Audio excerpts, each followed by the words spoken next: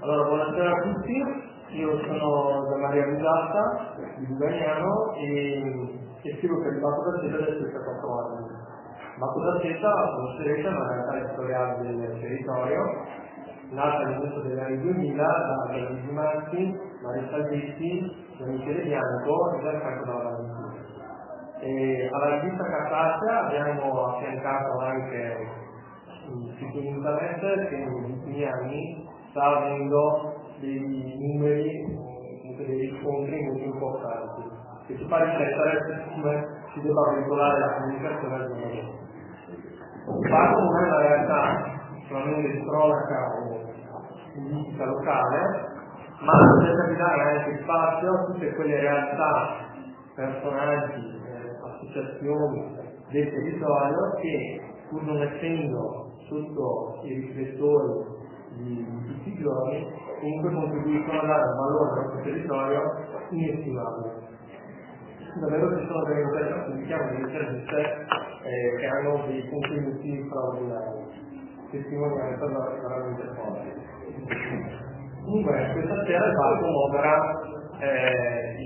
questo incontro che ha come tema il prossimo referendum che il Consiglio regionale del Veneto ha approvato. Allora, il testo del referendum è il seguente: vuoi che alla Regione del Veneto siano attribuite ulteriori forme e condizioni particolari di autonomia? Sì o no? Allora, questo testo questo referendum doveva entrare, insomma, essere fatto il giorno 28 maggio, insieme al referendum dei voucher, sui voucher e sugli appalti, cosa che però è stata eliminata e quindi la data è ancora da definire, probabilmente si farà verso autunno, verso ottobre. E questo referendum ha un percorso legislativo che non parte dall'anno scorso ma dal giugno 2014. In particolare c'è stata una proposta di referendum della Lega Nord, però avente come oggetto l'indipendenza, una successiva di Forza Italia sull'autonomia. La prima è stata bocciata, la seconda è stata approvata.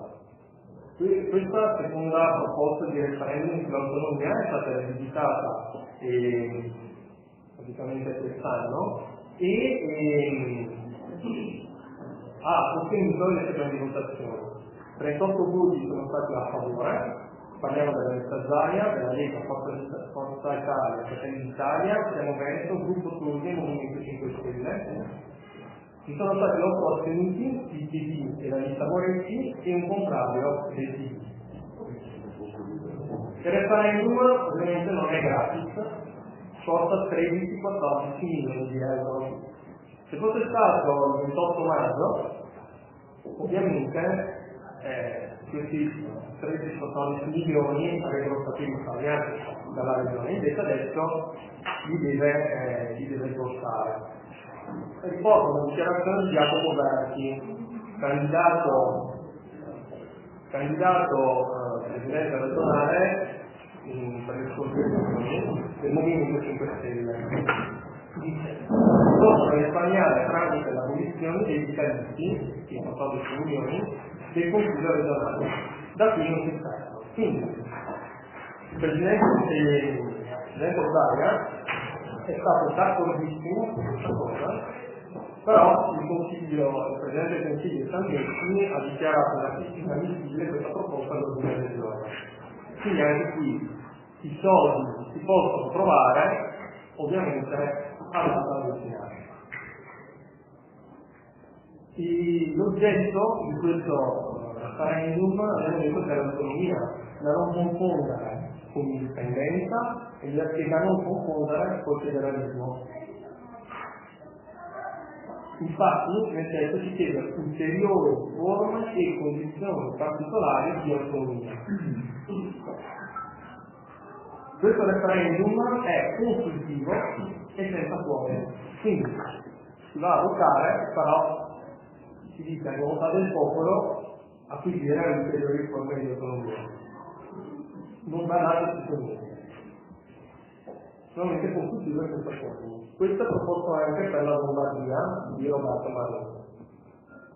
Sul risvolto pratico cosa c'è? C'è la possibilità di trattenere circa l'80-90% delle tasse. In particolare sappiamo che il Veneto e la Lombardia sono le regioni tra le regioni più virtuose d'Italia. Pensate che danno allo Stato 60 miliardi di euro all'anno. Il Veneto ha un residuo fiscale di 18,2 miliardi ed è considerata una delle regioni benchmark per applicare i costi standard. D'altra parte abbiamo delle regioni al nord con saldo positivo, al sud alcune regioni meridionali hanno saldo negativo.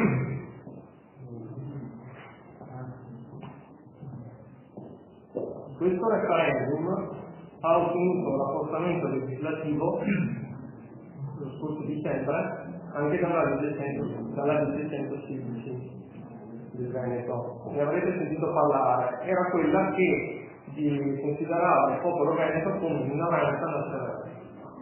Quindi da una parte abbiamo questo testo di referendum e da quell'altra questa legge 116, ma non sono collegati. La legge 116 considera il popolo veneto come minoranza nazionale, non ha niente a che vedere sul scontro con questo livello fiscale. In particolare, istituzionalmente questa legge dice che deve essere pattuito un bilinguismo, deve essere insegnato il dialetto a scuola e i cartelli stradali, ad esempio, o comunque la sua onomastica, deve essere in dialetto. Questo per applicare la Convenzione quadro europea per tutelare le minoranze storiche. Probabilmente verrà impugnata dal governo Gentiloni perché è compito dello Stato e non della Regione dichiarare quali sono le minoranze nazionali. Al termine di questo quadro possiamo trarre le seguenti conclusioni. Si parla di autonomia, non si parla di indipendenza. Quindi il Veneto, come è sancito dall'articolo 5 della Costituzione, che dice che la Repubblica è indivisibile, il Veneto non farà mai uno Stato a parte, potrà solo aspirare ad essere una specie di regione speciale. Con questo inoltre possiamo dire che il Veneto è sempre più lontano dal governo centrale di Roma, perché con la proposta di questo referendum, con la legge 116, si avverte un netto distacco dal governo centrale. Possiamo fare un ulteriore riflessione. Il federalismo fiscale, quindi tanto sbandierato dalla Lega, forse non sta funzionando come dovrebbe. Quindi si tratta di una preziosa opportunità, tanto fumo per poco arrosto, perché alla fine l'articolo 116,3 della Costituzione prevede esplicitamente che ulteriori forme e condizioni particolari di autonomia possono essere attribuite alle regioni non a statuto speciale. Tuttavia la legge approvata dalle Camere a maggioranza assoluta dei componenti, sulla base di intesa tra lo Stato e la Regione interessata. Quindi se anche va a votare il 99% degli abitanti del Veneto e gli intestini con tutto il margine che volete, comunque a Roma in Parlamento si dovrà fare una legge che approvi questo a maggioranza assoluta. Vuol dire non la maggioranza dei presenti, ma la maggioranza dei componenti. Ecco. Leggo una mail che mi è arrivata dal consigliere Maurizio Moletta che mi dice che in relazione a questo incontro pubblico non potrà essere presente e porge i caduti alla Camera. Allora adesso inizia il dibattito con gli altri interlocutori e darò circa 10 minuti ad ogni partecipante in modo tale da dare spazio a tutti e favorire al termine degli incontri le domande da tutti. Allora inizierei da Mr. Bianco che rappresenta la maggioranza comunale e chiedo appunto cosa pensa lei di questo referendum, senza la maggioranza. Si tratta quindi di una precisa opportunità o di una campagna elettorale a favore della Lega Nord iniziata in anticipo, quindi di una cosa che serve per far chiaro, però alla fine porterà anche un po'. Buonasera a tutti, a nome del sindaco e della maggioranza degli altri assessori, ringrazio anche Gianfranco della Valentina che mi ha accompagnato. Devo dire subito una cosa, 10 minuti saranno molto più sufficienti per me perché parlo subito dicendo che il resto deve firmare per iscritto a questo referendum. E questo non solo lo penso io, ma lo penso tutta la maggioranza per la quale porto a voi questa. E voglio spiegare perché. Innanzitutto perché si tratta di una questione, partiamo tutto da noi che siamo vicini. Come eventi ci identifichiamo in 1000 cose, sicuramente non siamo secondi a nessuno in efficienza, non siamo secondi a nessuno come modello di esempio su standard sanitari, ad esempio lavoro all'università, sono contento di avere un policlinico che è una delle eccellenze nazionali, se non di più. E quindi abbiamo sicuramente qualcosa da mostrare agli altri.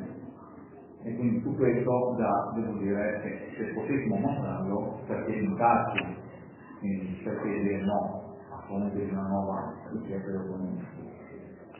Il secondo punto è che questa cosa, questa autonomia che noi stiamo per cercare di affidare una logica referendaria, apro una parentesi, non sarebbe stato necessario una parentesi. E la chiudo, dopo magari un po' di studio sulla necessità. Il governo Zaia, il governatore Zaia, poteva sicuramente accedere immediatamente a quello che la Costituzione prevede già. Maria Busata ha citato correttamente l'articolo 116 della Costituzione, adesso al di là del fatto che è stata molto complessa citare la Costituzione, non è che lo abbiamo visto, però l'articolo 116 sarà un numero che ricorderemo probabilmente, perché stabilisce come sono formate le regioni. E dice una cosa a favore del Veneto e delle regioni a statuto ordinario e una cosa a favore del Veneto, a mio parere. Cosa dice a favore del Veneto e delle altre regioni a statuto ordinario? Dice sono 20 le regioni d'Italia, 15 sono a statuto ordinario e 5 a statuto speciale.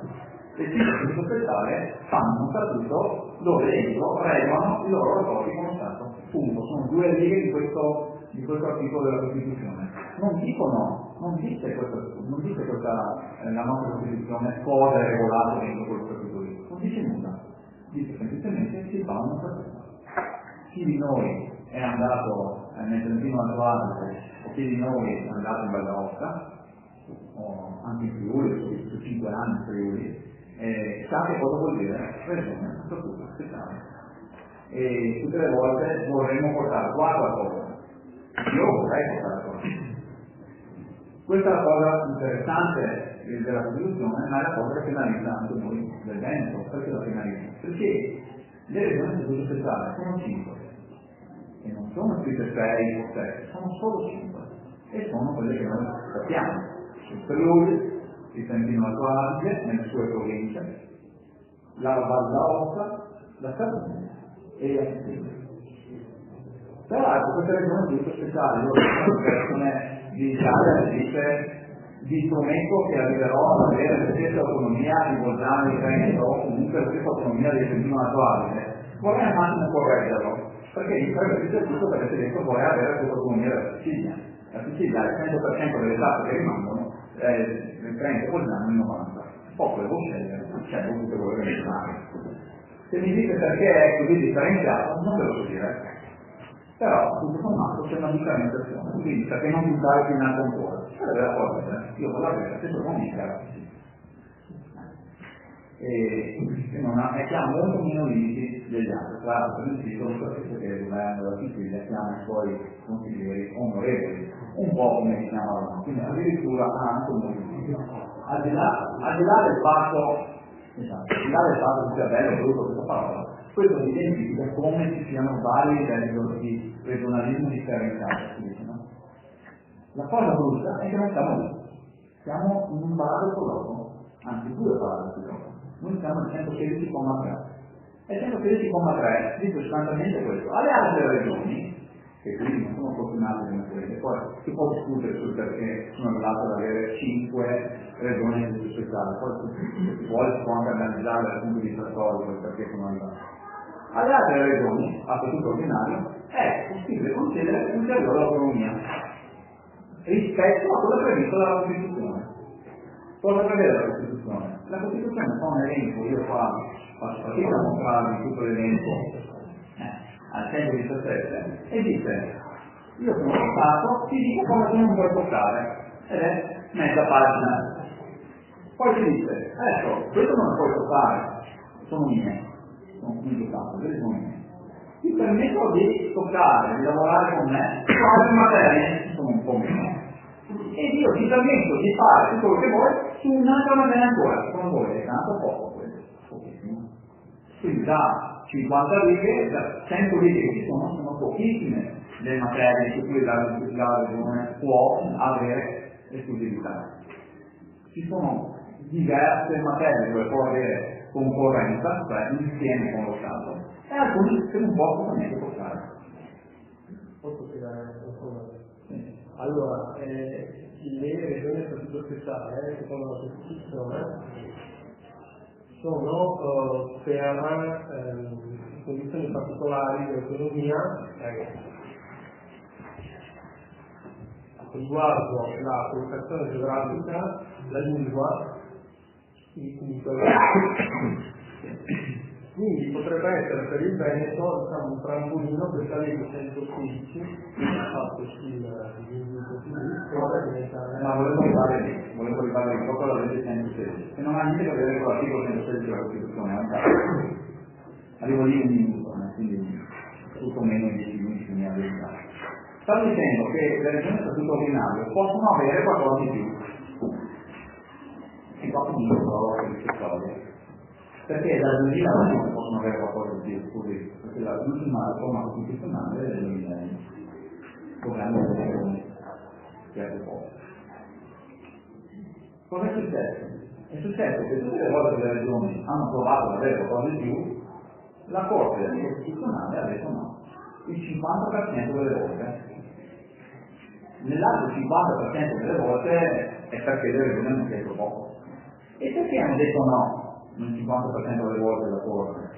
Perché essendo un dato si muove la coda, si lascia maggiore autonomia alle regioni, però non puoi più avere diversi servizi, tanti diversi, rispetto alle regioni vicine che magari hanno meno. Faccio un esempio: se noi avessimo molta più autonomia, ad esempio, e la Lombardia meno, e verrebbe il principio del diritto di cittadinanza. Il cittadino che abita a Firmione avrebbe meno diritti di un cittadino che abita a Peschiera.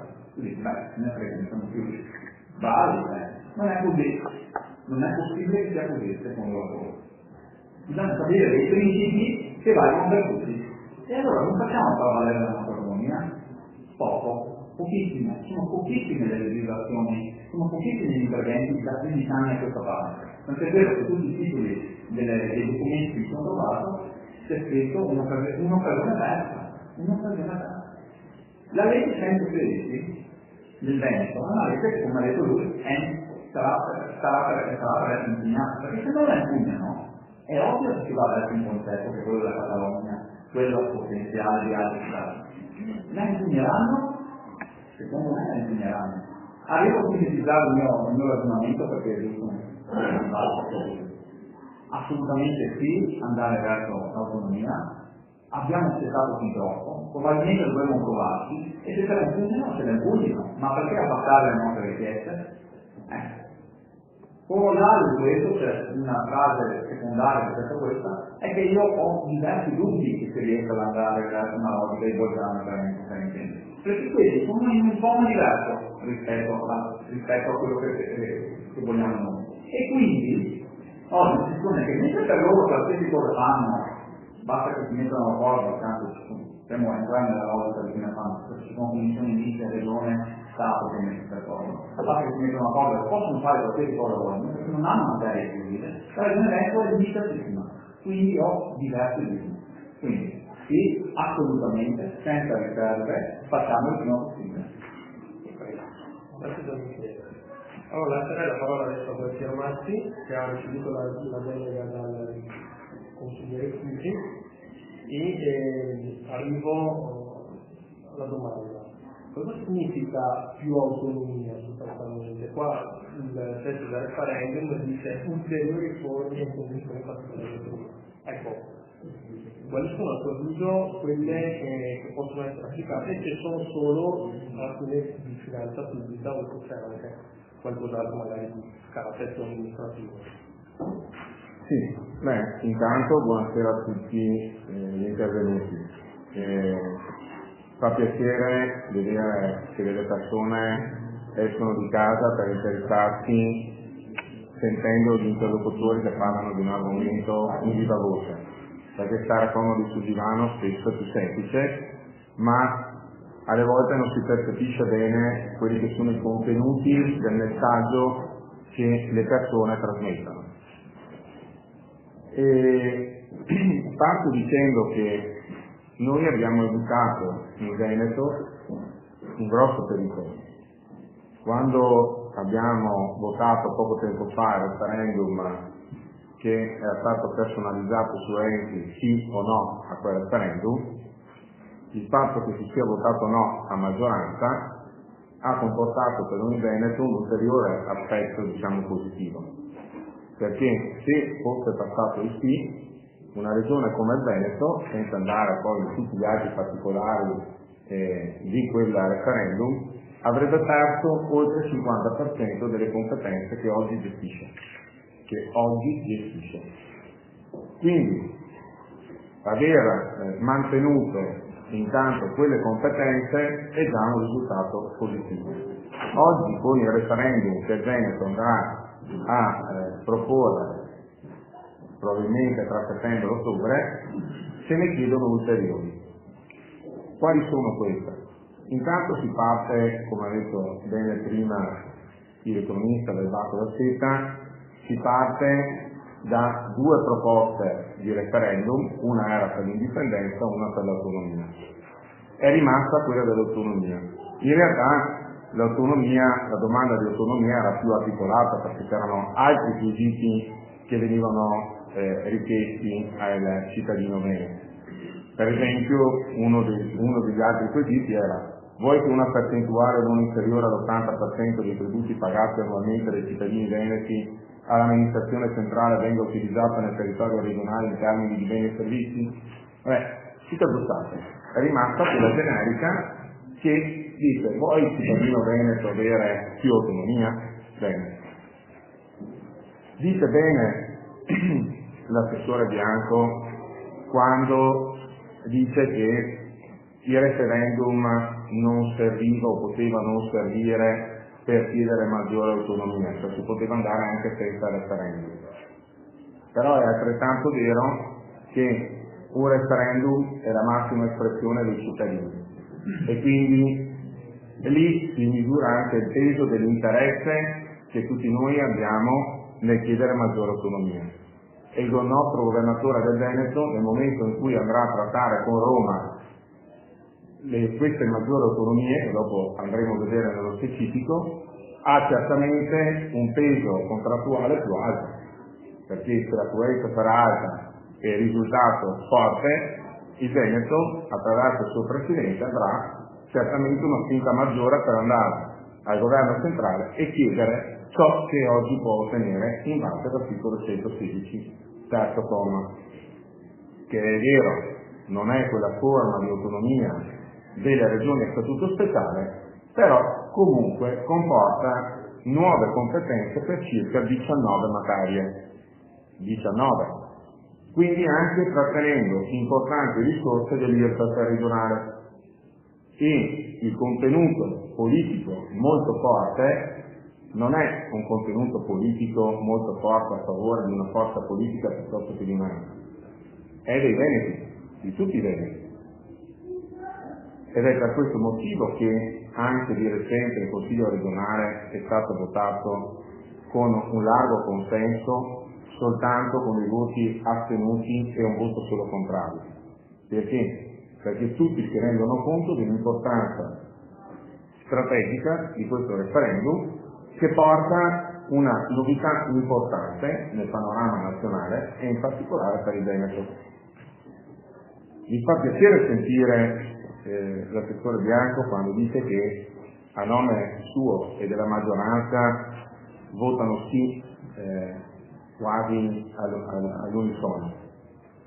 Nel 2014 io presentai una mozione in Consiglio Comunale già come minoranza, nella quale, unitamente a tante altre amministrazioni, si chiedeva al Consiglio Comunale di parte dirigente trasferire al Consiglio regionale, al Presidente, la volontà anche dei cittadini di Sona di far sì che venisse portata avanti un'iniziativa di legge proprio per andare a votare sulle maggiori autonomie. Però era indipendenza, non autonomia. Comunque l'espressione del voto era quella che si chiedeva in particolare, e cioè quella che il popolo veneto potesse esprimere. Infatti, la legge referendaria per l'indipendenza del Veneto, la stessa che non è stata comunque approvata nel 2014. Certo. Il principio che però passava qual era? Quello che ci si potesse esprimere. Poi ognuno poteva votare quello che voleva. Infatti sono tantissimi i consigli comunali che votarono proprio su questa indicazione di dire ai veneti, qualunque esso sia, è giusto che il popolo veneto si possa esprimere in una votazione. Il Consiglio Comunale in quell'occasione votò favorevole, quindi la mozione passò anche su come quesito era l'indipendenza. Ci furono dei voti astenuti e l'unico voto contrario fu quello del sindaco, perché riteneva che questa era più una provocazione politica e che potesse essere strumentalizzata politicamente. Fatto sta che da quella mozione, per fortuna, in Veneto si è fatta tanta strada. E oggi stiamo a parlare di un progetto, di una legge referendaria che andrà in votazione entro l'anno 2017. Ora, è stato ricordato poco fa qual è il quesito, poi che la Regione del Veneto si contribuisce a ulteriori forme e condizioni particolari di autonomia. L'articolo 116 è stato detto poco fa, l'articolo 117, quindi le materie che sarebbero trasferite alla Regione Veneto, sono importanti. Il paragrafetto L parla di giurisdizione e si parla di organizzazione della giustizia di pace, quindi probabilmente tutto ciò che riguarda la giurisdizione dei giudici di pace. Le norme generali sull'istruzione, la tutela dell'ambiente, dell'ecosistema e dei beni culturali, del commercio con l'estero, tutela e sicurezza del lavoro, istruzione, salva l'autonomia delle istituzioni scolastiche e con esclusione dell'istruzione e della formazione professionale, professioni, ricerca scientifica e tecnologia, sostegno dell'innovazione per i settori produttivi, tutela della salute, alimentazione, ordinamento sportivo, protezione civile, governo del territorio, porti e aeroporti civili, grandi reti di trasporto e di navigazione, ordinamento della comunicazione, produzione, trasporto e distribuzione. Sono tante le materie.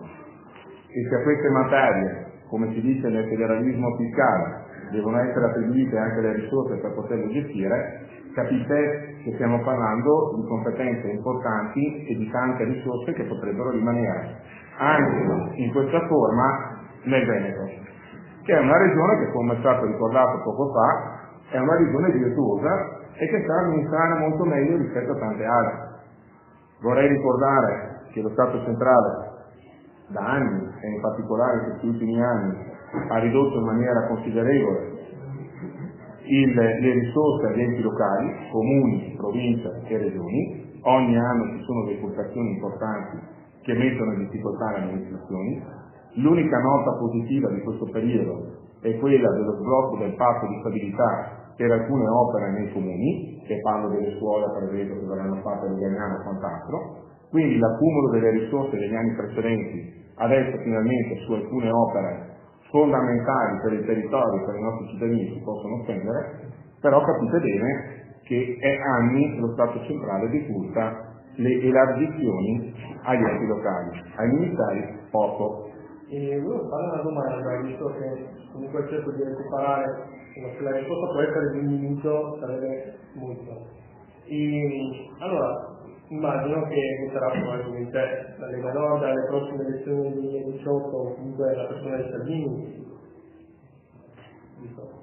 Perché c'entra con un referendum del genere. E penso che condivida anche il programma della Lega Nord. Lei sa che la Lega Nord propone una flat tax al 15%.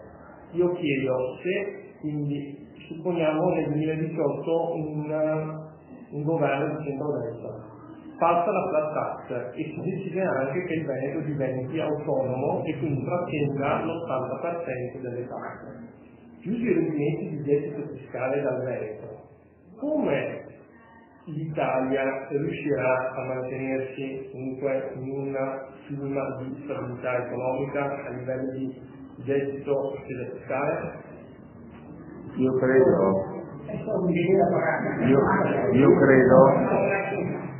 credo che si parla da troppi anni ormai di responsabilità amministrative e di costi standard. Purtroppo in questi anni se ne sono parlato, ma non c'è stato governo che si sia messo seriamente a responsabilizzare, censurare, punire tutti quegli enti locali che non mantengono certi tetti di spesa. Allora, la solidarietà a livello nazionale è un principio che resterà anche in futuro, ma che ogni anno deve essere adeguato con dei risparmi.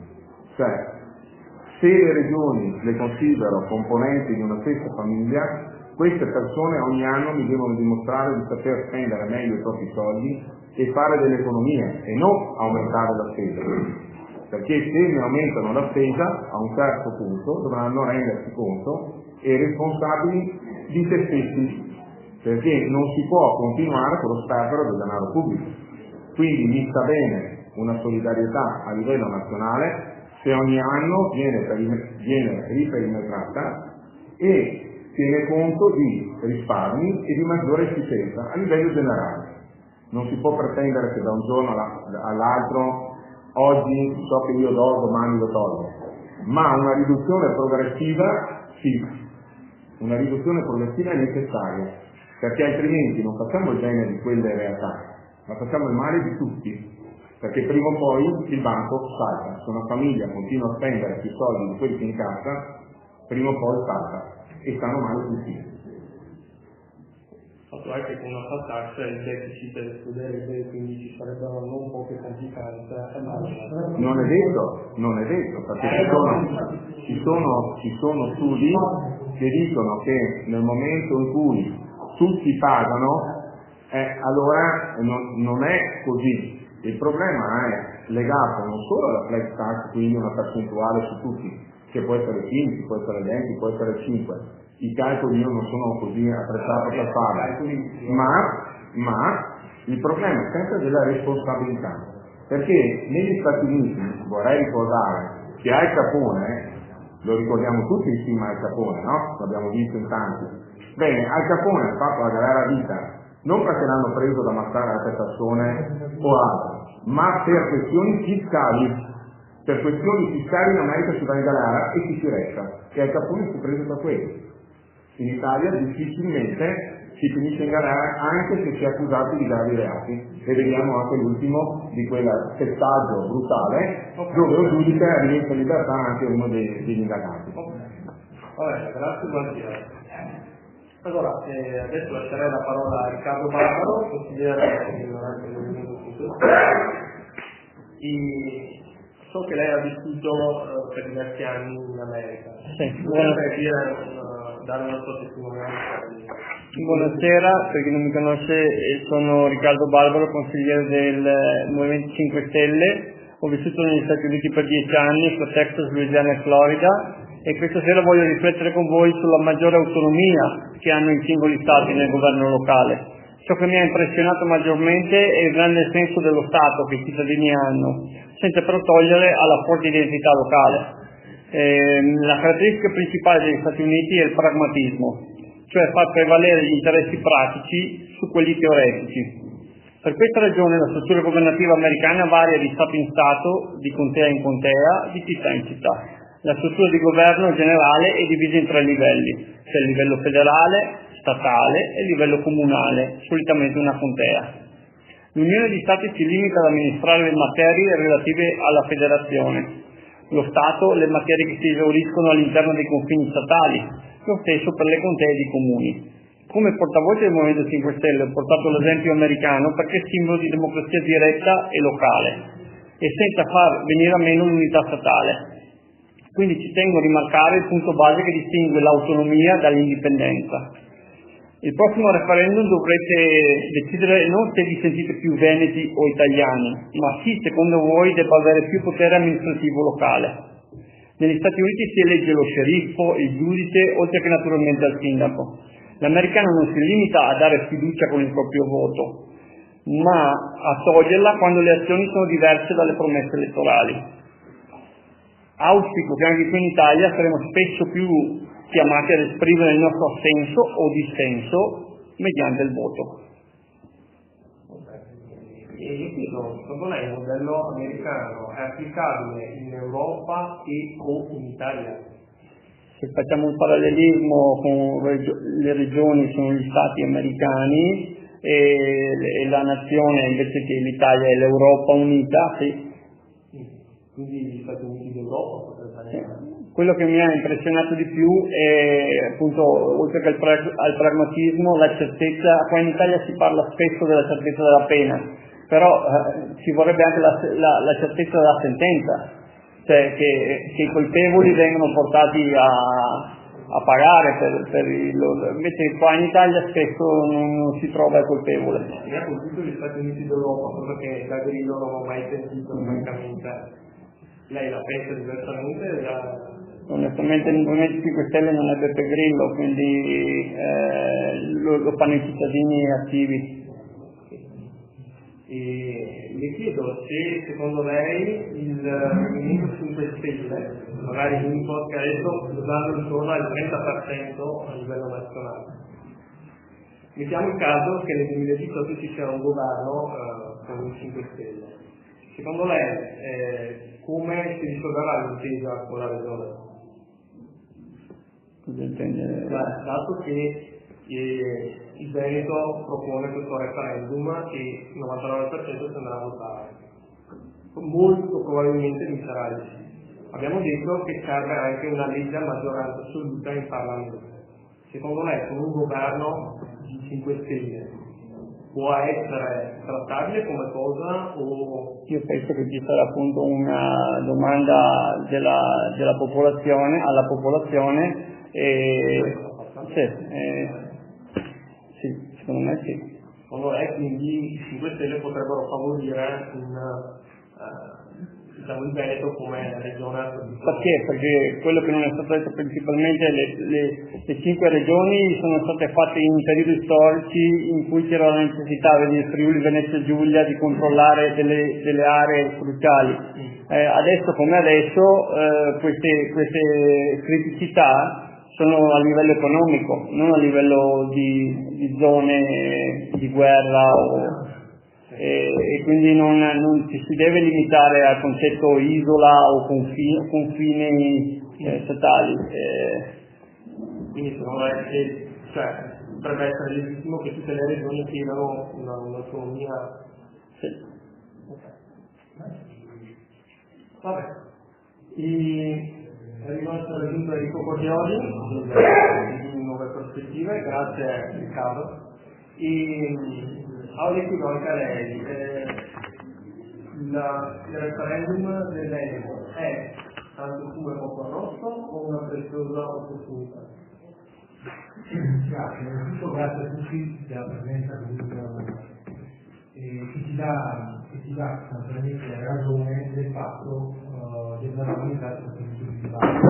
E l'impressione che mi hanno portato un po' a partecipare, a analizzare le diverse possibilità di questo dibattito è che negli ultimi mesi, almeno personalmente, di questo tema dell'economia del Veneto se ne è parlato tanto in una parte del Veneto, di sto Treviso, parlando per Padova e Venezia, ma sinceramente a Verona, a parte qualche iniziativa fatta dalla Lega Nord, se ne è parlato poco.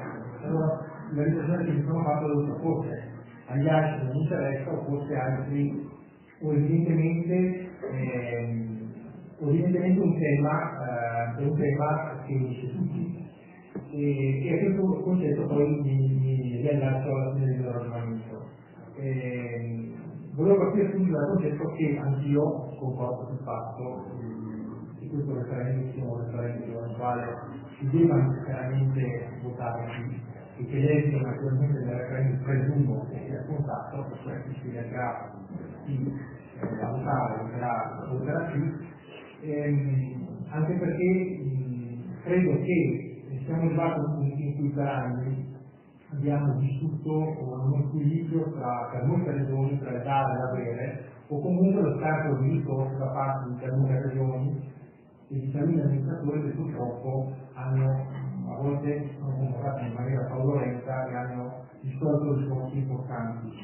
Che avrebbero invece, dei vari della società, che avrebbero invece portato ripeto migliori servizi ai cittadini. L'altro aspetto sul quale volevo allacciarmi è il fatto di stabilità che è stato il primo quartiere. Anche questo ritengo che sia una cosa ingiusta e talvolta vessatoria, in quanto questo fatto, non avete sentito sicuramente parlare, non permette a quelle regioni, a quelle aree più rigorose della nostra nazione di spendere le risorse che hanno prodotto e quindi fare un miglior servizio per i cittadini. Un esempio, lo citavo prima Gualtiero, noi abbiamo anche qui nel nostro comune, la nostra scuola elementare di Lugagnano sarà realizzata tutte con soldi nostri, con soldi che derivano dai risparmi dell'anno che sono passati, ma che credo che tutti possiamo essere d'accordo, il governo Renzi ha permesso lo sblocco di questo fatto di stabilità e quindi permettere alle amministrazioni, virtuose, comunque per le zone del paese virtuose, di poter spendere i soldi che hanno incassato, che hanno tramite le loro tasse che hanno in casa. Credo che con questo referendum, seppure anche a me era male che il fatto di fare il 14 milioni di euro che avrebbe cominciato l'indizione per il questo referendum e quindi mi era male che il fatto di spenderli.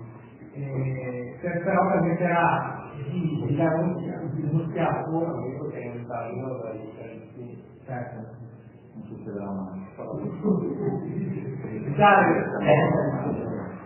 Permetterà di dare sostanzialmente uno schiaffo a chi, diciamo prima, si è operato un po' di giudizio nelle risorse che ha generato nel suo territorio. E qui volevo citare anche il parere della Corte Costituzionale che ritengo singolare. La Corte Costituzionale, in merito a questo referendum, ha dichiarato la legittimità della consultazione, spiegando che il referendum è uno strumento di raccordo tra il popolo e le istituzioni rappresentative e che assolve alla funzione di avviare, influenzare, contrastare processi decisionali politici. E ha precisato un'altra cosa, parlava prima dell'articolo 116, che il referendum costruttivo si colloca in una posizione superiore ed esterna rispetto al procedimento che stabilisce l'articolo 116 della Costituzione, cioè per l'eventuale trattativa tra Regione e Governo. E qui volevo proseguire, nel senso che, premesso che il votare sì è scontato a questo referendum, questo non preclude la trattativa che poi ci doveva essere comunque con il governo, comunque con lo Stato centrale, per rivedere, come citavo prima del professore Bianco, le competenze del suo mondo articoli 106 e 17 della nostra Costituzione. L'altro concetto che volevo chiarire è che non è che con l'autonomia in sostanza le regole più soldi della Roma, perché un servizio che ad oggi è svolto dallo Stato verrà svolto dalla Regione. Certo è che non verranno trasferite queste risorse e una gestione più oculata di una materia penso l'università per esempio potrebbe portare economie di risparmio fiscale e quindi miglioramento del servizio. Infatti pensa che con l'autonomia possiamo diventare ricchi, forse esagero un po'. Potremmo sicuramente trovare più benessere e comunque gestire meglio le nostre risorse, ma migliorando il servizio, però non arrivano i soldi dallo Stato.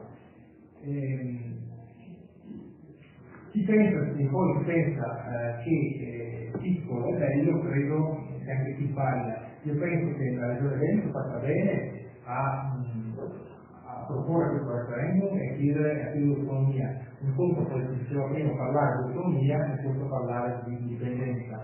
Parlare di indipendenza, quindi per fare una cosa, diciamo, un concetto esagerato, alzare il muro, secondo me in questo momento è sbagliato. Cioè, sono d'accordo che la Regione Veneto debba raggiungere l'autonomia, ma in un contesto più globalizzato internazionale.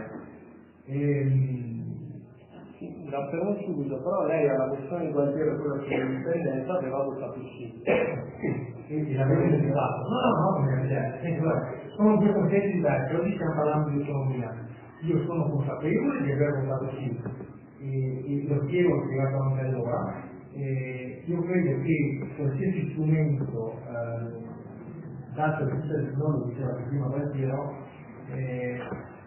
diciamo sia un modo per il cittadino di esprimersi.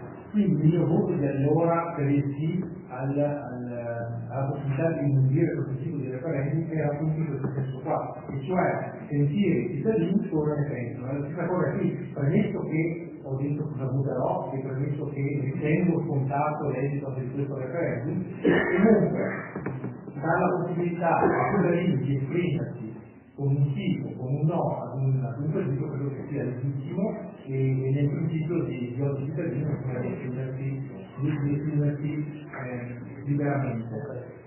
Poi quello che è stato un ragionamento giusto per dire questo referendum sarà un referendum consultivo negli ultimi anni, negli ultimi mesi, di dicembre, abbiamo sentito parlare dei concetti di referendum consultivo. Cosa vuol dire? Che sarà solo una consultazione di cittadini, però non sarà necessario il quorum. Quindi, a comunque vada, previsto che come diceva il sì, diciamo non sarà necessario il quorum, sarà un giudizio comunque espresso dai nostri cittadini. Però credo che comunque il referendum sia un punto di inizio al quale poi seguiranno altri percorsi. Ma sia anche un modo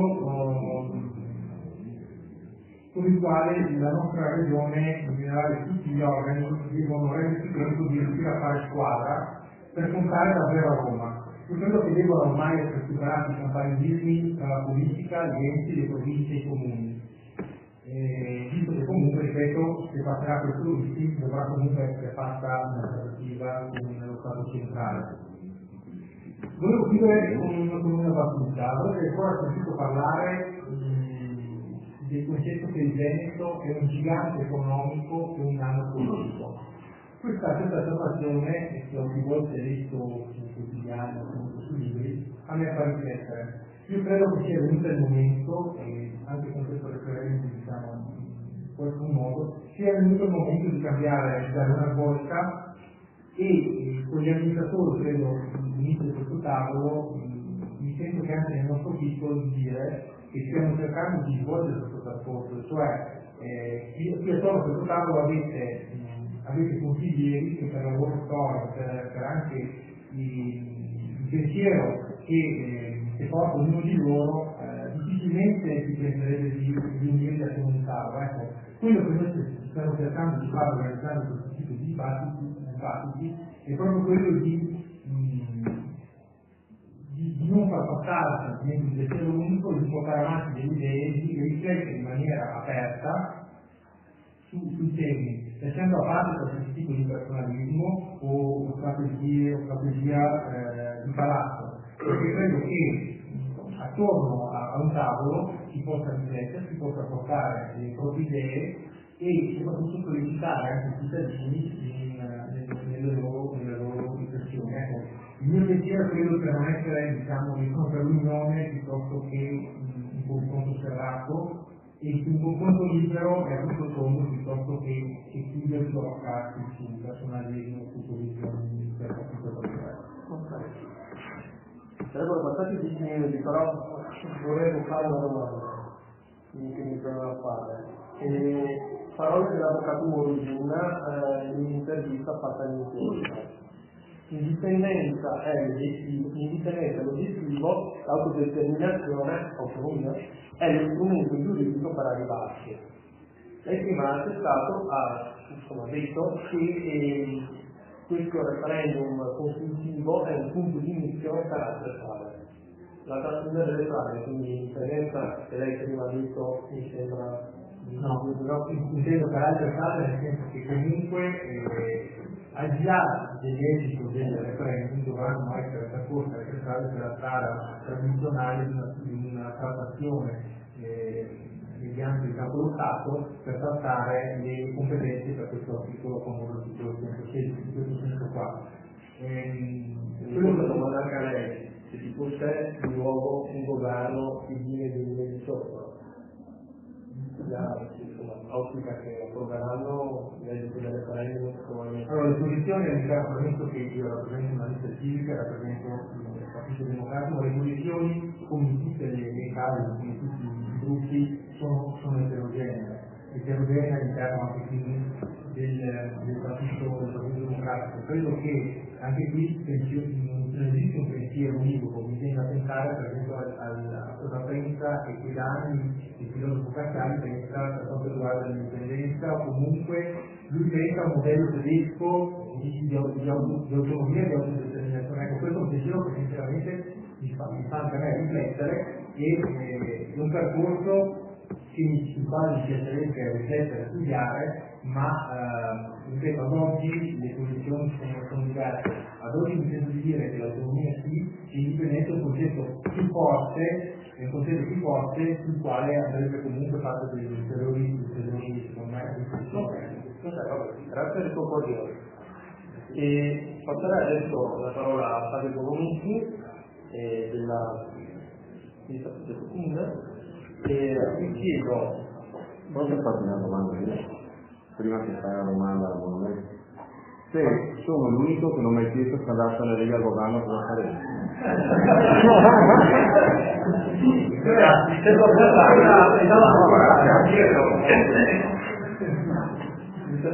Io trovo molto più allora vi chiedo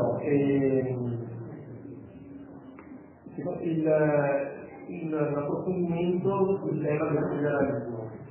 Quindi tutta la riforma del titolo quinto del 2001, la legge delega 42 del 2009 e i seguenti decreti legislativi del 2011 non hanno quindi funzionato, se si è arrivati a chiedere un referendum di questo tipo, e quindi se sostiene anche lei la posizione di Brunetta che sul foglio ha detto che bisognerebbe passare da un federalismo clientelare a un federalismo razionale.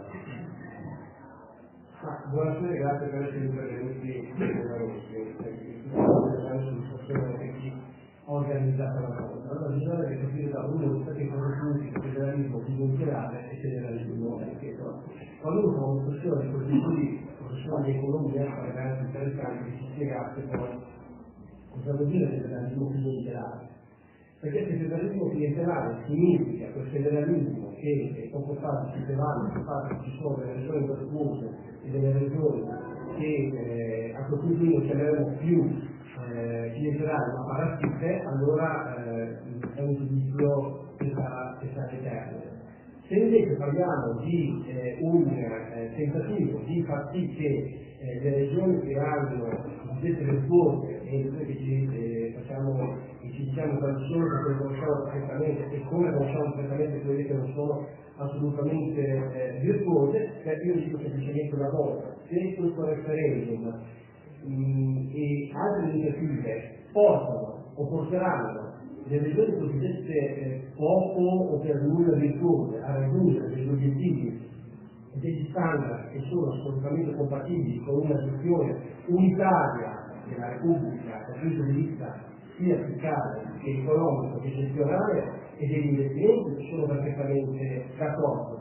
Non possiamo neanche però stare qui a discutere in maniera piacevole sul fatto che il Consiglio Comunale ha votato una delibera dove si dice che parlavamo di indipendenza, quando stiamo parlando di una possibilità di arrivare ad un referendum sull'autonomia con tutte le difficoltà che ci sono. Ed è tutto che parliamo di indipendenza, abbiamo da scalare nelle condizioni da attraversare una vacca rete.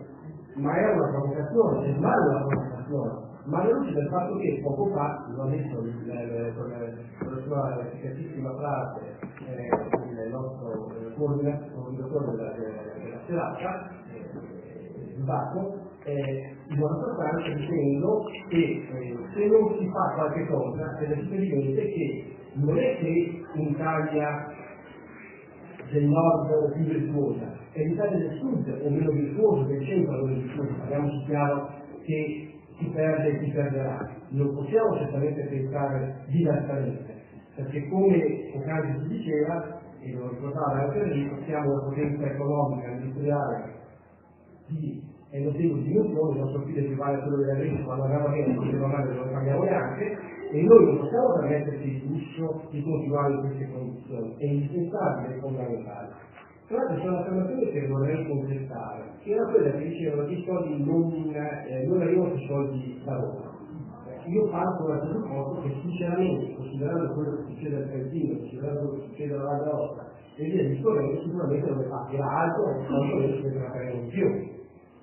È vero quello che dice Michele, cioè che l'articolo 116 della Costituzione e anche il 117 limitano considerevolmente gli eventuali poteri ulteriori che possono essere concessi alle regioni, alle altre 15 regioni a statuto ordinario. Però io mi domando lì si è fatta un tentativo per una riforma del titolo quinto della Costituzione che è andato come è andato perché probabilmente ci sono stati giochi politici di un certo tipo.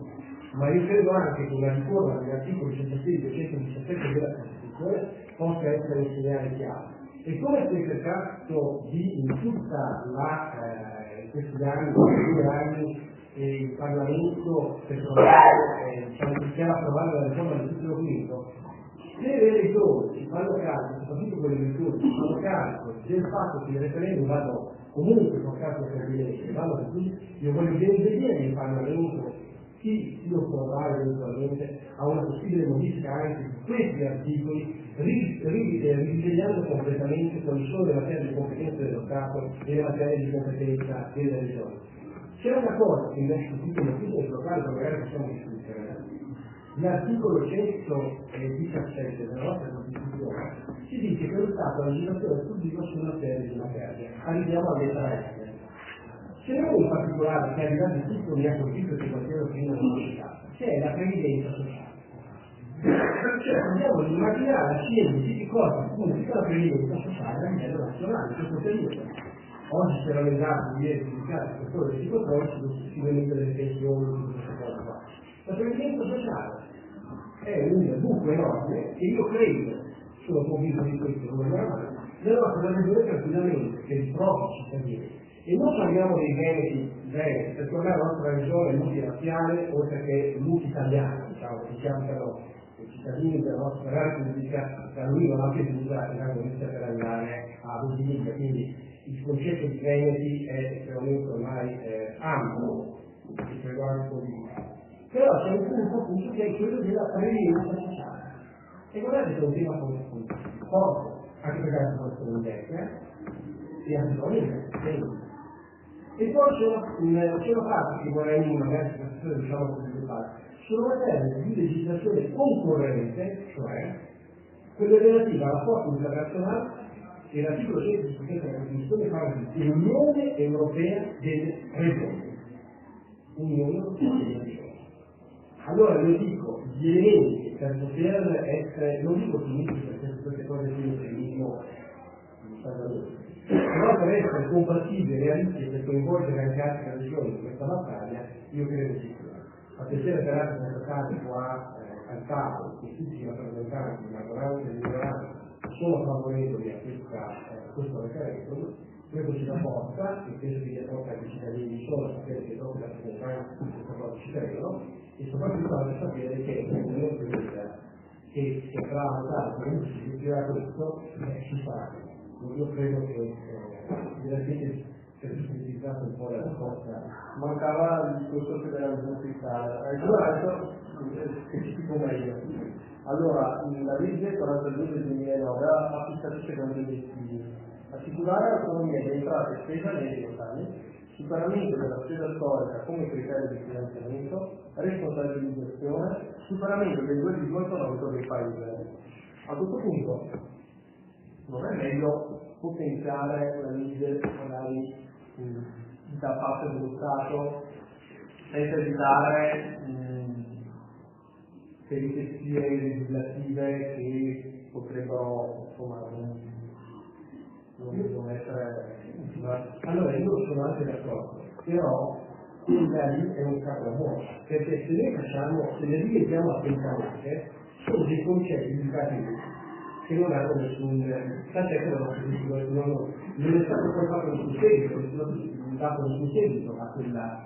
Io credo invece che arrivare nei tutti questi discorsi che sono stati fatti e i risultati ci sono anche visti, sono stati fatti discorsi basta, è stato fatto dal bicamerale tanto tempo fa per la riforma istituzionale, è stato fatto poi quando c'era la Lega Nord con le Forze Italia e l'Alleanza Nazionale, è stato fatto un tentativo della deregulation rispetto all'ONU, è stato fatto dei passaggi abbastanza, però non ha avuto sforzi in termini concreti.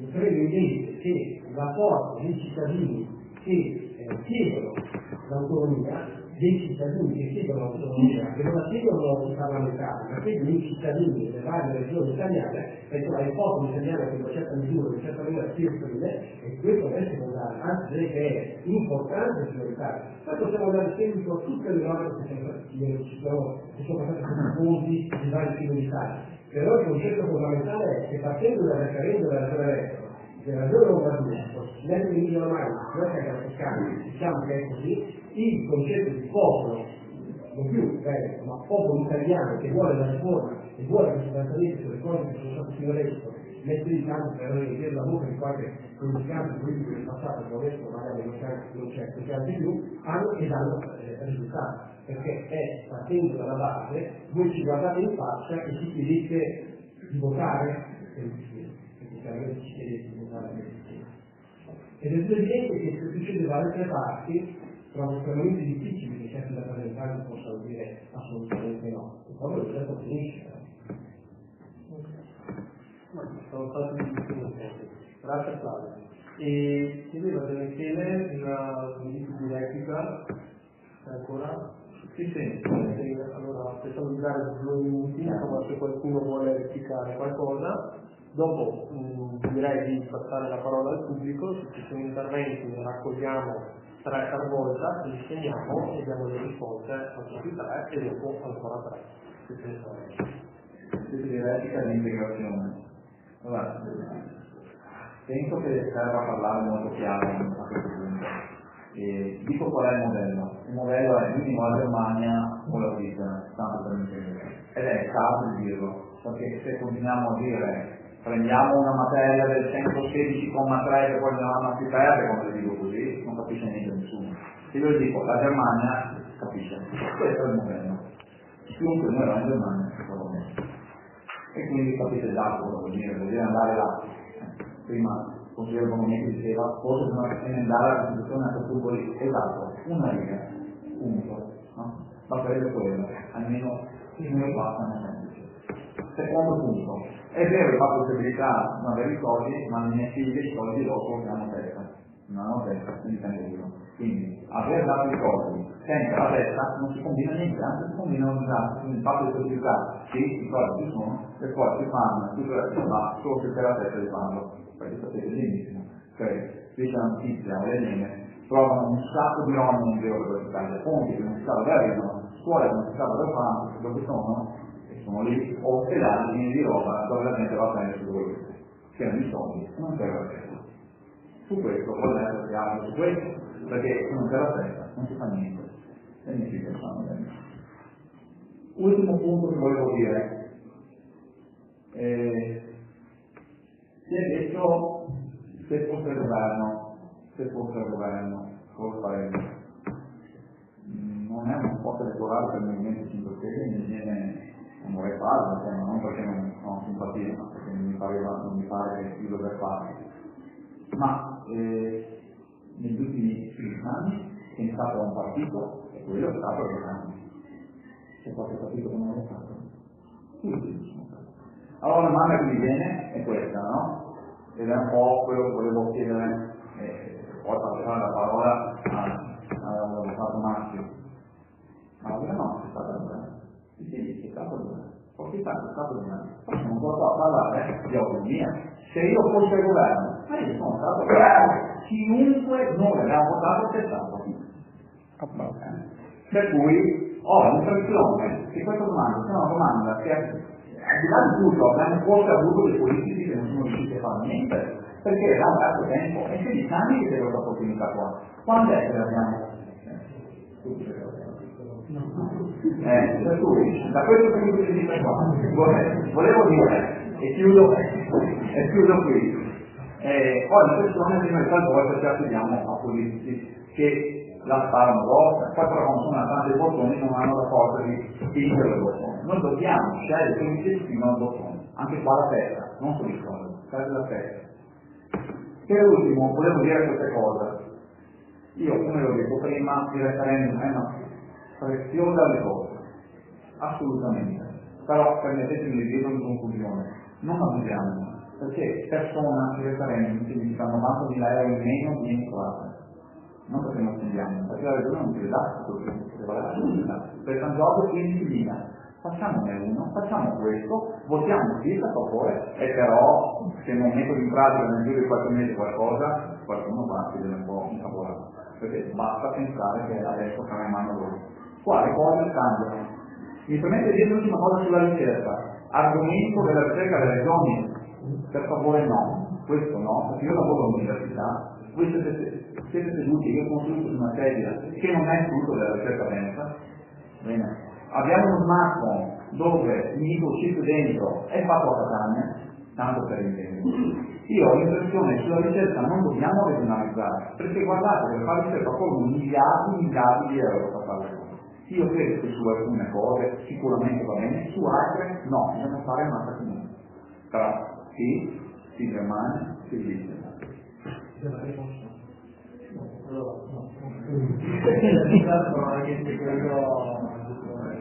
Ho parlato molto meno prima. Parola a lei, visto che chiedeva. Allora, per cambiare le cose, è stato ricordato prima che anche qualora il Veneto avesse una maggioranza importante di cittadini che votano sì, ed è quello che io auspico e mi auguro fortemente, comunque poi serve una maggioranza a livello parlamentare importante che ratifichi quello che il popolo veneto andrà a votare qui come autonomia.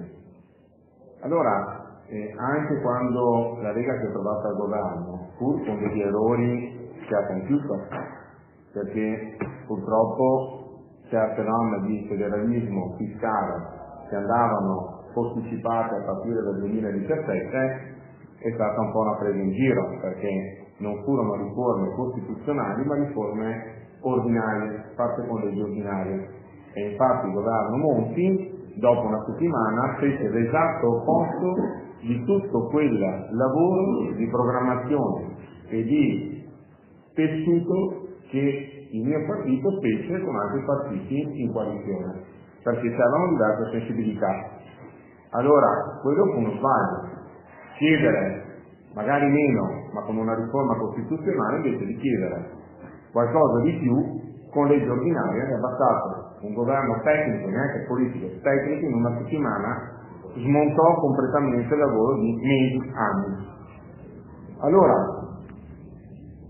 il referendum che si andrà a fare nel Veneto, che è stato detto anche questo poco fa, ha un valore politico importante, perché sarà i cittadini veneti, il popolo veneto, che in maniera forte e importante andrà a dire a Roma: noi vogliamo più autonomia, la vogliamo su queste materie, vogliamo più risorse sul territorio per gestire queste materie, magari potremo ottenere anche qualcosa che va oltre, ma se non si fa questo, io temo che il governo attuale e altri governi anche in passato tendino invece a diminuire le competenze sul territorio, altrimenti la riforma che abbiamo votato con il referendum no, l'ultima, non si spiegherebbe. Il governo che era in carica, il governo Renzi, alle regioni andava a togliere importanti materie e per il Veneto ne rimanevano meno del 50%. Quindi capite che il processo non è quello di portare le competenze sul territorio, ma quello di accentramento. Quindi noi su questo piano dobbiamo muoverci, combattere e portare anche pian pianino dei risultati.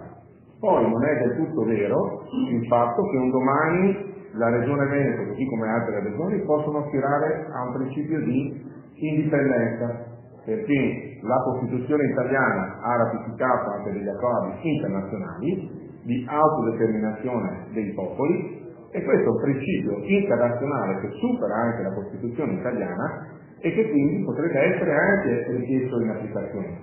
Oggi però stiamo parlando di autonomia, che è un'altra cosa, ma il principio di autodeterminazione a livello internazionale esiste.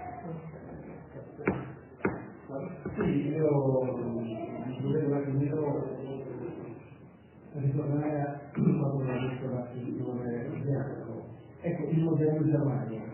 Il modello Germania è il modello più vicino a noi. Certo, il consigliere Barbara ha parlato del modello degli Stati Uniti, che è un'unione di Stati con un'ampia autonomia.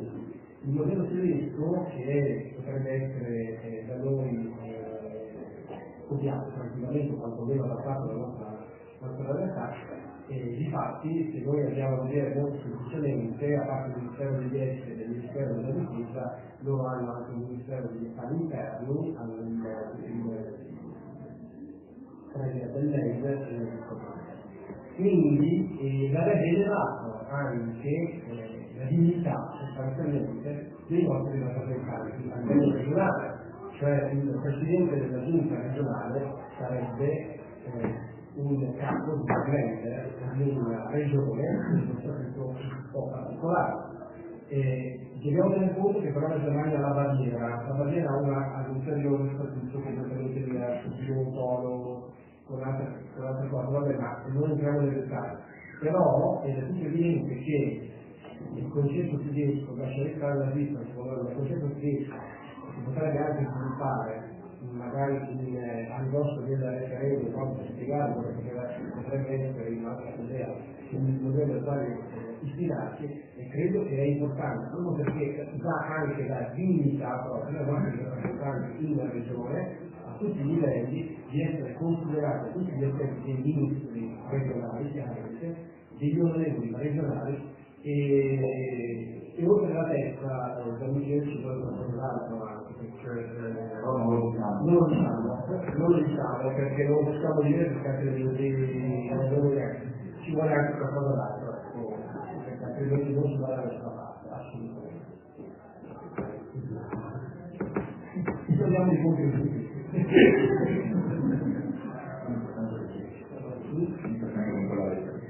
Ecco, grazie.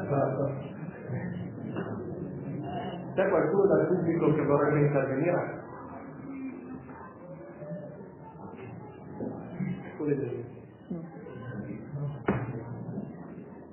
Prego.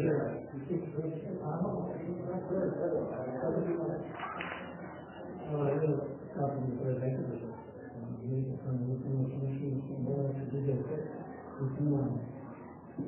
sono stato amministratore, vedendo un po' di cose, di studi che siamo fatti anche sono stato amministratore, ho passato l'amministrazione, ma effettivamente la succeda è stata vita. E quello che è stato un po' approfondito è che i politici vanno a fare politica perché ci amministrano, devono avere i contributi e la testa soprattutto mi sembra e la Corte Costituzionale prima aveva detto che quelle motivazioni per cui aveva approvato il referendum dell'autonomia non dell'indipendenza, dicendo che, attenzione, che questo è una regola, è qualcosa che avvia dei processi istituzionali. Sempre collegandomi a quello che avevo detto prima, che il Veneto è economicamente un gigante e politicamente nano. Allora, se noi otterremo un buon risultato col Sud, magari con il tipo che referendum scorso, ecco che noi andiamo con questa vita a spingere quel politico che adesso magari sempre avanti con tutto non è capace di prendere quel bottone che sicuramente non sarà prima capace di prendere il popolo si attrà proprio perché è quella leva lì, è quella la movenza politica lì, è quella istinto, ecco un popolo che si sveglia politicamente, andrà schiacciando contro il mondo perché se vogliamo il popolo schiacciato dopo non basta schiacciare contro il mondo. Quindi questo è proprio, non so come otterremo, non so come in pratica cosa otterremo di concreto perché se dopo che possiamo passare a valorizzare una roba che non vedere successivamente. Comunque sicuramente sarà un impegno politico, che dovremo bilanciare un pochino quel gigantismo economico che fa sì che siamo chiamati anche nel documento perché politicamente non ci siamo mai fatto valere vedi, forse standard, questi standard anche sulla sanità la Sicilia è molto sicura che la chiamavano politica perché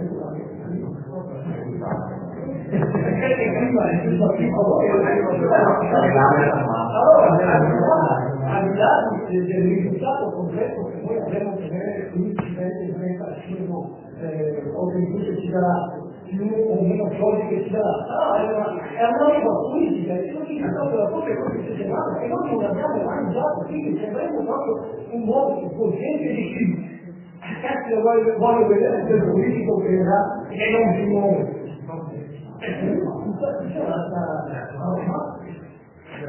Qui è un meccanismo che politicamente è un lavoro straordinario.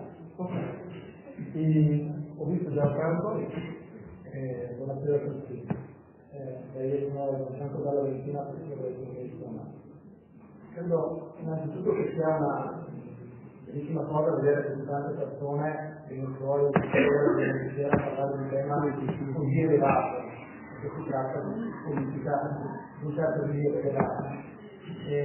Ho sentito parlare di sistema americano, di grandi tedeschi, di regioni autonome, sono tutti sistemi condivisibili, forse bisogna prendere del buono da una parte dall'altra, comunque se si porta la testa vicino al cuore, qua diventa sempre bene, ovvero il governante vicino al territorio che deve governare, ma sempre bene.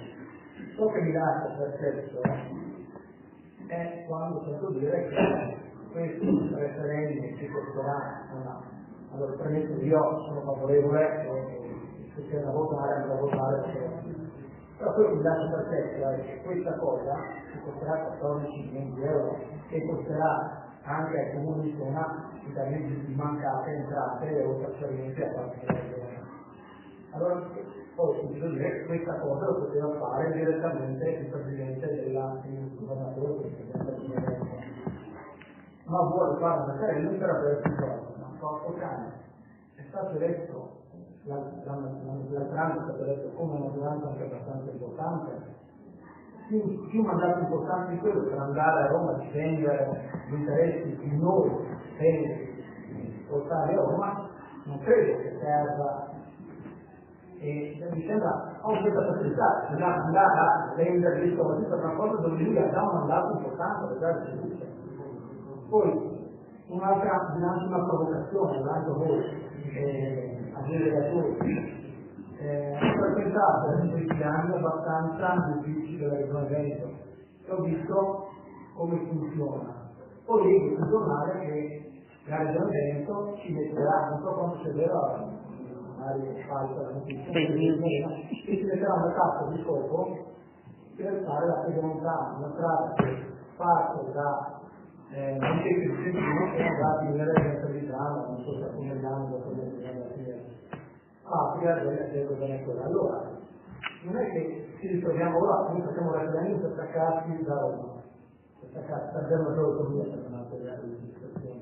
Non è che poi ci ritroviamo in una situazione medesima che dobbiamo lottare con Venezia perché Verona è la Cenerentola del Veneto, perché poi se il Veneto è un gigante economico e un anno politico, non è che finirà che il Veneto rimane un gigante economico e Verona è un anno politico, perché poi ci troviamo sempre nello stesso problema. Quindi bisogna essere certi di queste cose qua, perché poi andiamo a creare delle situazioni che mai ci ritroviamo. Allora, ho visto il signore, dopo facciamo un altro giro. Mariano Toccatelli, ci conosciamo. Ma volevo solo precisare da Gianfranco che questo referendum deriva dalla legge 15 che è stata approvata nel 2014, con la giunta regionale della della precedente. E quindi va a conclusione adesso che è stata unita, cioè la definizione dello Stato, la Corte Costituzionale che ha passato la legge 16 che sono andate parallele, sono state approvate il Consiglio regionale praticamente lo stesso giorno. Io tra l'altro anche presente che in questi giorni lì le discussioni del Consiglio regionale sono state anche molto interessanti per vari argomenti a sostegno contro la legge 16 che era quella sull'indipendente e la legge 15 che è l'ultima. Quindi questa è una conclusione di quell'iter là, quindi il referendum è dovuto, cioè è impegnato a farlo, il Presidente della Regione che può non farlo, ha cercato lo Stato di abbinarlo al referendum e le elezioni di abbinarlo anche alle elezioni amministrative, però è stato negato questo, quindi dovrà in qualche modo farlo e spendere questi soldi. Io voglio sottolineare anche l'aspetto politico, la valenza politica, che comunque questo referendum che si è fatto Veneto e Lombardia, che non sono due regioni differenti che fanno una sono penso le due regioni principali che diventa anche un merito economico e tutto. E quindi è un passo importante che ha una valenza politica al di là di quello che poi si riuscirà a ottenere. Io sarei d'accordo con quello che diceva la Costituzione bianco e punto della Costituzione, due parole, uno è indivisibile, non è stato uno indivisibile perché il ferro romano che è durato, no, è trovato anche quello. E quindi diciamo la storia va oltre quelle che sono le costituzioni che vediamo oggi in Europa, i processi politici che stanno passando sono opposti a quella degli stati nazionali che non potrebbero, quindi diciamo che sta accadendo oggi in Gran Bretagna, che può succedere in Spagna, può succedere anche in altre realtà e che magari anche qui da noi. Ricordo anche che il Veneto, noi abbiamo avuto l'anno scorso, il 150esimo in Italia per esempio non fu 6 anni fa, una scuola e il referendum di annessione fu nel 1866, nell'ottobre del 1866. Ormai tutti gli storici di qualunque parte ammettono che un suo referendum come intendiamo oggi, cioè oggi fa voto sul greco, libero, all'epoca fu così, perché un voto palese.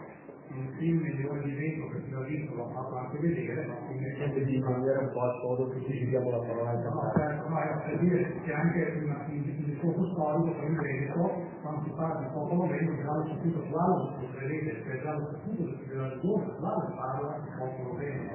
Dopo vabbè, non è che c'è il popolo di 150 anni fa, fino a 800 sono immigrati, migliaia, centinaia di migliaia di sono immigrati all'estero, e continuano a fare direttamente all'estero perché tanti giovani stanno andando all'estero per cercare lavoro. Per rimediare a questo cosa facciamo? Questo è un importante fatto per andare verso la soluzione anche della crisi che stiamo vivendo. Questo è il punto penso di partenza per arrivare più alti con l'indipendenza, io sono anche stesso di indipendenza, però sappiamo che ci vuole una gradualità. Ok. Facciamo su. Io volevo rispondere all'assessore. Il Veneto paga 21 miliardi di euro a Cassa 1 e 14 milioni di euro per fare un referendum. Secondo lei non ci sono state dire? Secondo me no. Abbiamo parlato talmente tanti dei soldi a Roma, abbiamo mangiato tantissimi, sai che spendiamo 14 milioni di euro per fare un referendum per avere la nostra libertà? È espressione. Non spendiamo. Sappiamo, Vabbè, io penso che sia io mi saluto da buon padre di milioni, da buon padre di famiglia, mi preoccupo che devo gestire un comune e le mancate entrate che sono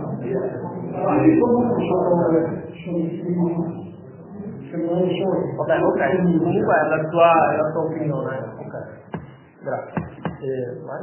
Allora fa una domanda alla Cristina Domani e chiede una risposta non politicamente corretta a ciò che è indagata, ed è questa. Questo referendum è chiaramente il risultato della battaglia solo della Lega. Allora la domanda è questa: in fondo non vi dà, lei è un altro esponente, quello della Lega, anche quello che non vi dà partire del modo che adesso tutti si accarichino un po' alla comunanza di questa bandiera, che in fondo è una bandiera che arriva da voi e una battaglia fuori da voi. No, perché c'è sempre uno che sta davanti agli altri come idee e se trova però delle persone che lo seguono perché ritengono che quella sia un'idea giusta, non può che far piacere. Quando prima si diceva il governatore ha avuto un altro consenso per cui non era necessario, è stata data una spiegazione tecnica che viene da una delibera di una amministrazione precedente, ma è altrettanto vero che non tutti hanno votato il Presidente Zaia e quindi se la maggioranza dei sì fosse in maniera importante superiore a quella che ha avuto il Presidente Zaia, lì sta il vero successo, perché vuol dire che i veneti, indipendentemente dalla bandiera politica o dal proprio credo, credono che gli spetti maggiore autonomia. E questo è il risultato, non è quello della Lega, è quello che dobbiamo puntare tutti noi come veneti. Allora, facciamo l'ultima domanda e dopo devo fare una... Ma io ho una domanda, una considerazione, sentendo gli interventi questa sera. Mi è piaciuto molto il discorso dell'assessore Bianco che parlava di testa, ma ricordiamoci bene che noi veneti, noi veronesi di testa ne abbiamo messo anche in campo perché i risultati della Regione Veneto sono riconosciuti a livello internazionale, quello che sappiamo fare nella Regione Veneto, quello che possono fare le amministrazioni sono sotto gli occhi di tutti, quindi a maggior ragione il voto che sarà sicuramente un sì, e io mi auguro che sia un sì condiviso da tutte le forze politiche. Infatti mi è piaciuto molto questa sera vedere che si presentavano sostanzialmente tutte le forze politiche che rappresentano il comune di Roma, che non sia appunto solo un risultato della bandiera della Lega, che sia un risultato condiviso perché i veneti sono rossi, bianchi, verdi, blu, arancioni, marroni, va bene tutto, però questo è un voto che va a favore dei cittadini veneti e i cittadini veneti hanno dimostrato di avere testa perché la Regione Veneto è la prima regione d'Italia, quindi a maggior ragione si meritano per cose di questo. Posso fare cose flash? Sì, quello che avete detto. Non posso dire. Non posso dire. Va bene che quello che accade forse quello da spiegare di non fare. Allora, penso che è assolutamente un gigante economico che non hanno politicamente. Sappiate che se lei sapete su più di 2 lutti, non so quanti anni che non mettiamo la preferenza, non siamo noi prima andiamo là, ma sono i segretari. E proprio per questo, giusto per capire, chi hanno fatto un sì alle ultime elezioni politiche nazionali ha fatto andare a Roma un politico di Terrazza eletto nel Veneto, proprio perché i cittadini ha messo come posto numero 1. Quindi dalla solidarietà, anche quando votiamo noi, sentiamo gente praticamente di altre regioni. E questo la dice tutto quello che abbiamo fatto. Parlavamo prima di lei della Bavaria, allora noi paghiamo 21 milioni di euro di tasse, sono di surplus, ne paghiamo 50, 50 che ritornano in servizi e sono 21 che restano là, significa 4.200 euro che vengono presi con una famiglia che mancano 20.000 euro. Il referendum, se vado a dire per la popolazione, sono 2,50 euro di costa, decidere per la prima volta dopo 150 anni cosa vuoi fare. Cioè 2,40 euro in realtà. Stessa cosa, la Bavaria, che è preso come evento prima, la Bavaria decide il surplus, che è la parte eccedente di tasse che loro pagano, danno il diritto al governo centrale di queste spese. Poi noi dentro potremmo dire a Roma, guardate che questi soldi dovete investire nella sanità o nei servizi sociali. Questo è quello che accade in Bavaria, e tra l'altro anche alla polizia, perché ciò che è condannato dalla Bavaria sono tante altre cose. Finisco per dire come è stata costruita l'Italia nei nostri confronti. È il fatto che, per esempio, la rappresentante europea, la Bavaria, esprime che può esprimere i loro rappresentanti che loro possono creare in Bavaria un movimento per portare i loro rappresentanti al Parlamento europeo.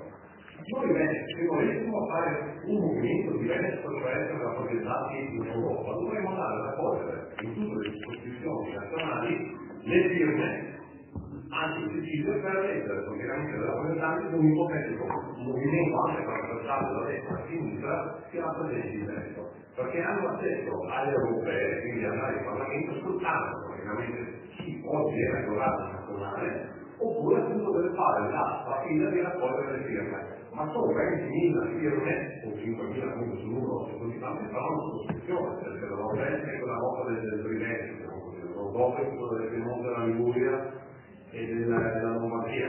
Vogliono andare in Sicilia, praticamente sono 5 che sono rimasti per iscrizione, dove praticamente sono andare in Nord-Est, le prime sono andare alla Spada della Bavaria, e lo può fare, e lì non automatico che può andare praticamente in quella rappresentante. Quindi cosa succede? Che sono sempre i segretari di Roma che non hanno deciso loro anche al Parlamento europeo. Quindi noi, pur essendo questo governo, abbiamo un sistema fatto in modo che sanno che loro siamo levati da Bruxelles e loro ci dicono. Altra cosa, l'Italia la realtà è questa, e me l'ha detto in questi giorni un esponente politico di un pubblico nazionale che comunque del nord. Ragazzi, questo noi dovete sapere che noi non riusciremo a esprimere un ambasciatore o un prefetto, perché sono 200 famiglie che sono divise nella maggior parte del Lazio, qualcuna in Campania e nelle Marche, per capirci perché lei fa presente a questo potere, perché la moglie è una delle famiglie più importanti fa parte di queste 200 famiglie. E sono loro che decidono chi va a fare i prefetti e chi va a fare praticamente l'ambasciatore. Bene, che non c'è neanche uno che l'ambasciatore di prefetti possibile, per questi motivi. Quindi è poco di sbagliare la politica da destra a sinistra e finalmente sono contento che io non sono dichiarato per quella parte, ma almeno ce n'è una che stiamo guidando che anche che sia capito che l'autonomia è stata messa dall'altra parte, quindi mi sembra che questo momento si stia ancora mettendo le mani nelle decisioni. Finisco qua e prendiamo la decisione.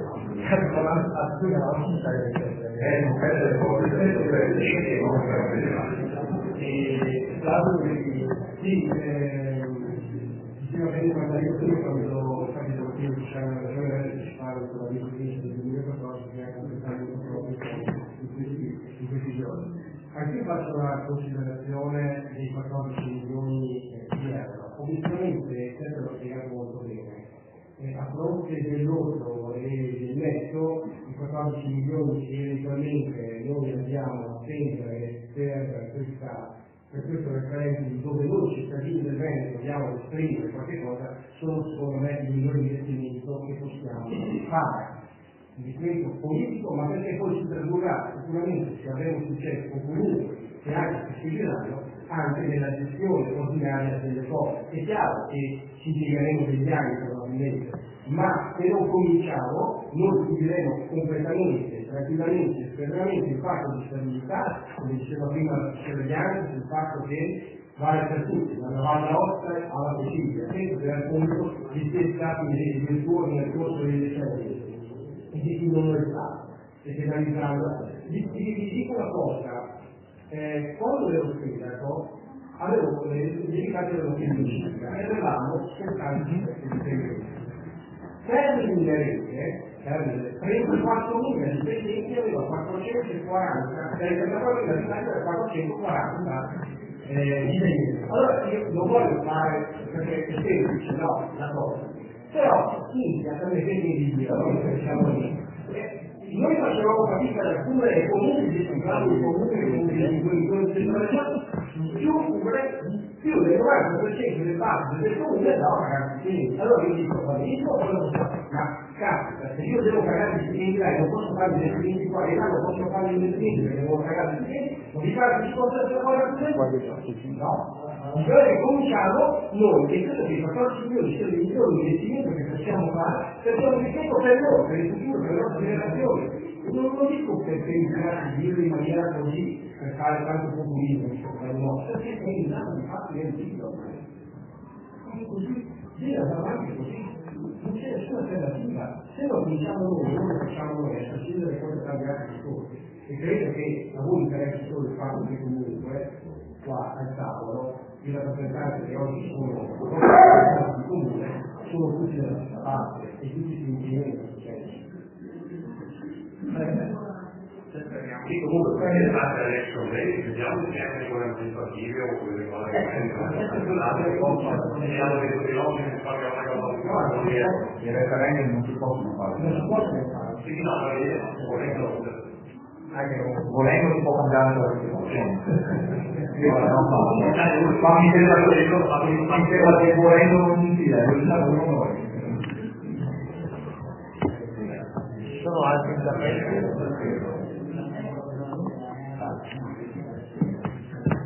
Posso dire una cosa alla cifra che non so se va a allora. Si è parlato di investimenti di 14 milioni di euro. Io credo che tutti noi facciamo un investimento vogliamo poterlo ritornare, non è che vediamo un fondo per l'investimento.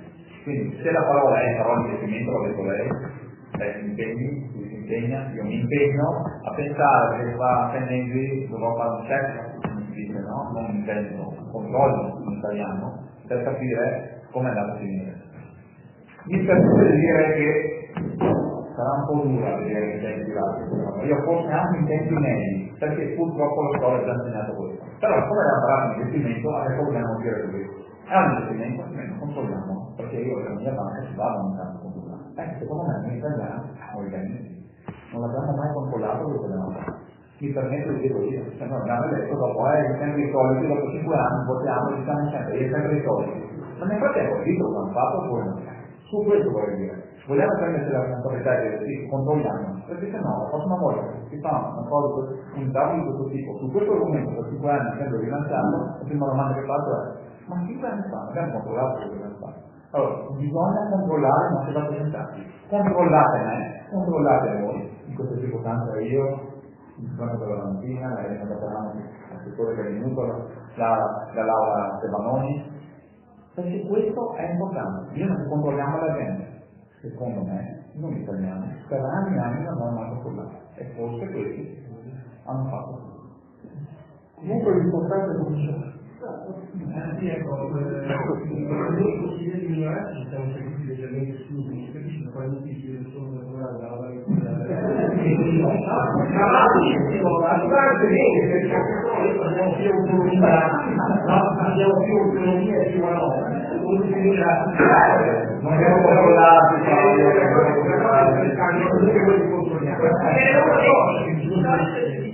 Consiglio comunale, che alla fine la maggioranza l'abbiamo noi e quindi dobbiamo decidere noi. Non fanno diventare nel congresso della serata è uno di quelle partite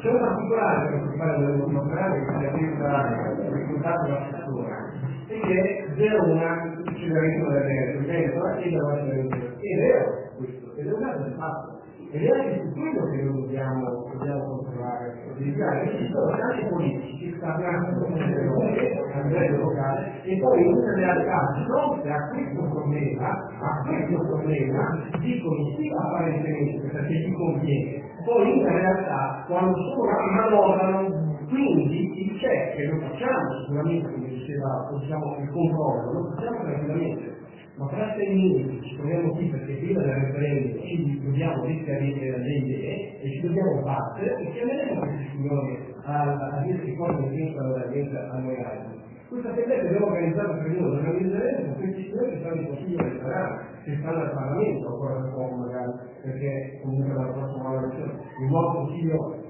regionale, quindi ne abbiamo 9 tempi per poter vedere la lettera. Quindi questo dovremmo fare, noi siamo tutti d'accordo, prima della referendum lo convochiamo. Ecco, dateci un po' più di ragioni per essere. La prossima volta che vi consegno. Il 7 di poco. Però il 7 è lungo, da poco ieri. Allora, grazie a voi che avete partecipato. No, volevamo innanzitutto ringraziare la presenza di tutti. Poi volevamo dirvi semplicemente che questo è il secondo ciclo di incontri che il primo era stato sul tema dei profili. E il prossimo incontro, nel quale volevamo invitarvi a essere informati sulla data, volevamo farlo sul PAS, non per dire il tema della serata, ma volevamo trattare con il PAS per andare un po' più sul concreto sul tema che poteva vicino nel nostro comune. Volevamo dirlo sapere in modo tale che chi c'era magari la prossima volta insomma è in Italia. Mi posso fare la pubblicità anch'io allora. Abbiamo stabilito 4 giorni, 4 serate per ogni frazione come giunta al Consiglio Comunale e maggioranza. Nei prossimi giorni saranno date le date, ne parleremo di tutti gli argomenti che possono essere utili. Il PAS è una cosa che già abbiamo, parleremo del cambio degli interventi, come cambieranno i nostri paesi soprattutto perché ci sono state un sacco di richieste per cambiare e per fare delle cose anche molto belle, come verranno utilizzati i soldi di chi fa queste cose, perché questo non parleremo. Parleremo anche di altri argomenti molto interessanti, quindi le serate ci sono. Grazie.